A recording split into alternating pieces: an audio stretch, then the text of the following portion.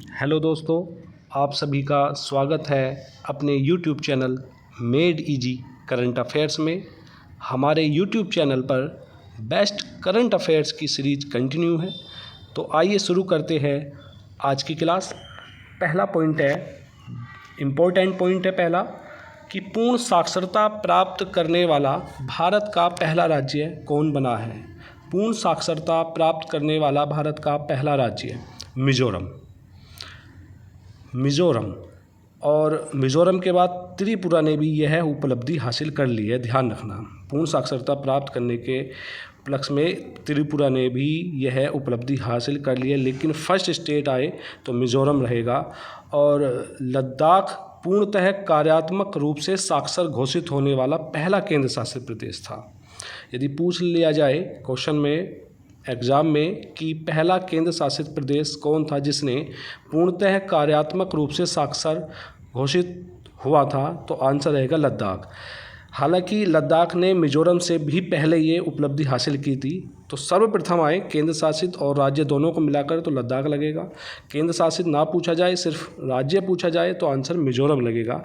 Next question है, भारत के सबसे बड़े हरित हाइड्रोजन संयंत्र का अनावरण किस शहर में किया गया, तो आंसर है पानीपत।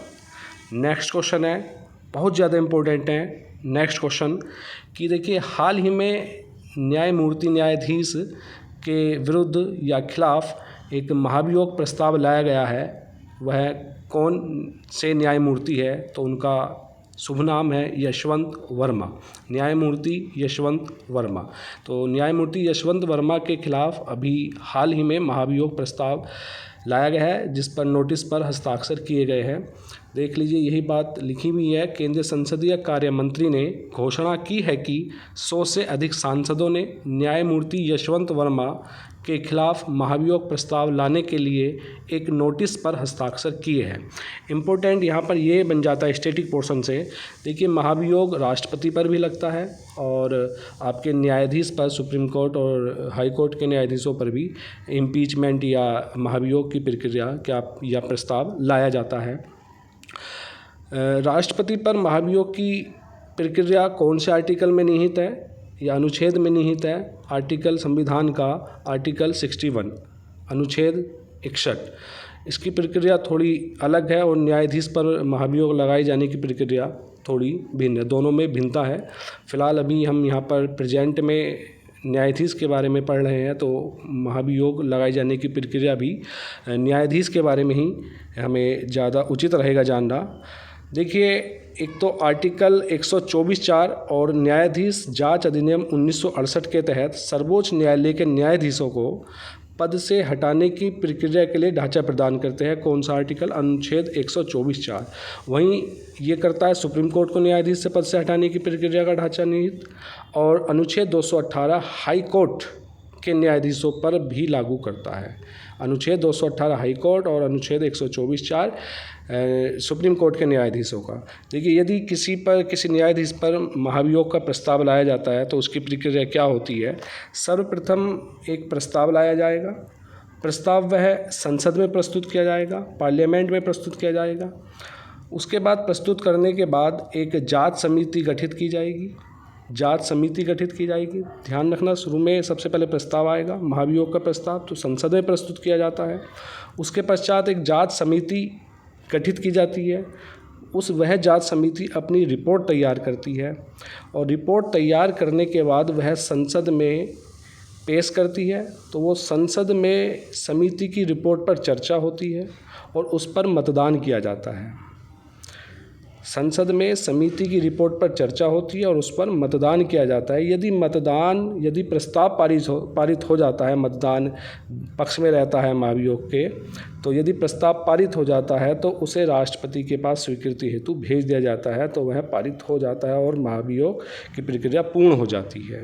ठीक है, दोबारा थोड़ा सा ब्रीफ में सुन लीजिए। महाभियोग की प्रस्ताव सर्वप्रथम संसद में प्रस्तुत किया जाएगा। उसके बाद एक जांच समिति गठित होगी, वह अपनी रिपोर्ट तैयार करेगी। रिपोर्ट के बाद संसद में उस पर चर्चा होगी, चर्चा और मतदान होगा। यदि मतदान पूर्ण होने के बाद प्रस्ताव पारित हो जाता है तो उसे राष्ट्रपति की स्वीकृति के लिए भेज दिया जाता है राष्ट्रपति के पास। नेक्स्ट क्वेश्चन है,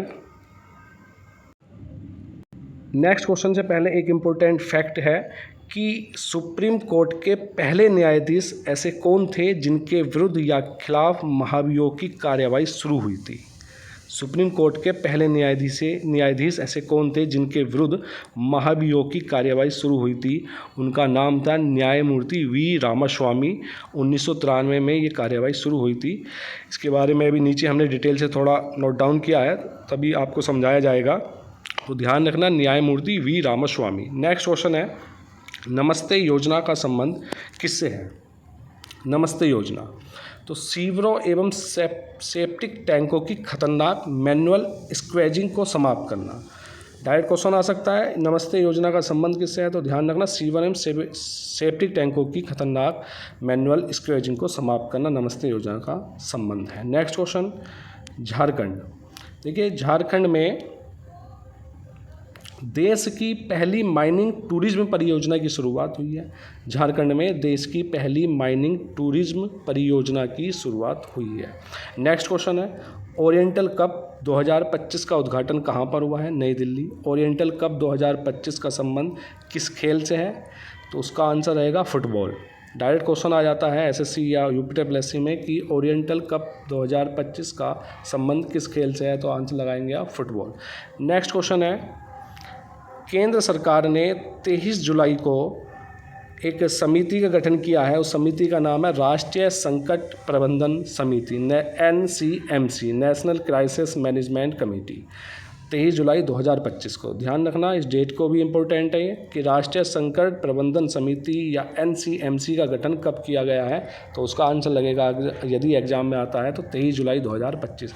इसका उद्देश्य क्या है, उद्देश्य देख लेंगे एक बार, कि देश भर में व्यापक प्रभाव डालने वाली प्राकृतिक आपदाओं से प्रभावी रूप से निपटना है इसका उद्देश्य। यदि प्राकृतिक आपदा आती है, जैसे बाढ़ आता है, भूकंप आता है, भूस्खलन आता है, तो ऐसी स्थिति से निपटने के लिए इस समिति का गठन किया गया है। और इम्पोर्टेंट एक क्वेश्चन फैक्ट बनता है स्टैटिक पोर्शन से, जो हर बार एग्जाम में आता है, कि आपदा प्रबंधन अधिनियम कब लागू हुआ था, किस वर्ष लागू हुआ, तो आंसर उसका 2005। आपदा प्रबंधन अधिनियम कई बार आ चुका है एग्जाम में, कब किस वर्ष लागू हुआ था, 2005। तो इसकी 2005 की धारा 8A(2) के तहत यह इस समिति का गठन किया गया है। किस समिति का, राष्ट्रीय संकट प्रबंधन समिति।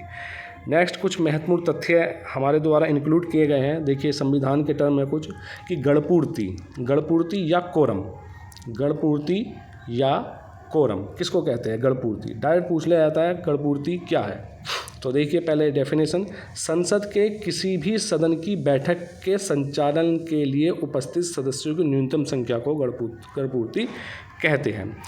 मान लीजिए संसद में कोई भी अगर बैठक होनी है या कोई बैठक के संचालन होना है, तो उसमें उपस्थित सदस्यों की न्यूनतम संख्या को इतनी न्यूनतम संख्या होनी ही चाहिए, तभी बैठक का संचालन होगा। तो उस स्थिति को गणपूर्ति या कोरम कहते हैं। और यह संख्या होनी कितनी चाहिए, न्यूनतम संख्या, तो संविधान के अनुसार यह सदन की कुल सदस्य संख्या का 10वां भाग है।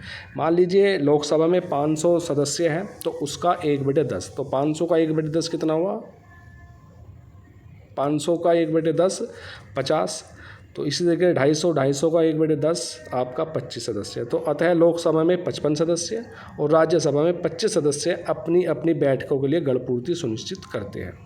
देखिए, अभी हमने यहाँ पर न्यायमूर्ति वी रामास्वामी का वर्णन किया था ऊपर, कि न्यायमूर्ति वी रामास्वामी 1993, ये देखिए सर्वोच्च न्यायालय के पहले न्यायाधीश जिनके खिलाफ महाभियोग की कार्यवाही शुरू हुई थी। ये न्यायमूर्ति वी रामास्वामी पहले ऐसे व्यक्ति थे। तो एक समिति ने इन्हें धन के दुरुपयोग का दोषी पाया था। एक समिति ने इन्हें धन के दुरुपयोग का दोषी पाया था, लेकिन लोकसभा में मत विभाजन हुआ था लोकसभा में, तो उसके दौरान कई सदस्य मतदान से अनुपस्थित रहे थे, तो इस कारण इन पर प्रस्ताव पारित नहीं हो सका था। तो लेकिन अगर क्वेश्चन आएगा कि पहले व्यक्ति कौन थे, पहले न्यायाधीश कौन थे, तो न्यायमूर्ति वी रामास्वामी, जिन पर प्रस्ताव लाया गया था। इसी प्रकार न्यायमूर्ति सौमित्र सेन थे, जिन पर 2011 में प्रस्ताव लाया गया था। उन पर धन के गबन का आरोप था, लेकिन राज्यसभा ने घोषित घोषित राज्यसभा ने महाभियोग प्रस्ताव पारित कर दिया था, लेकिन लोकसभा में पहुंचने से पहले ही इन्होंने इस्तीफा दे दिया था। राज्यसभा ने महाभियोग प्रस्ताव पारित किया था, लेकिन लोकसभा में पहुंचने से पहले ही इन्होंने रिजाइन दे दिया था।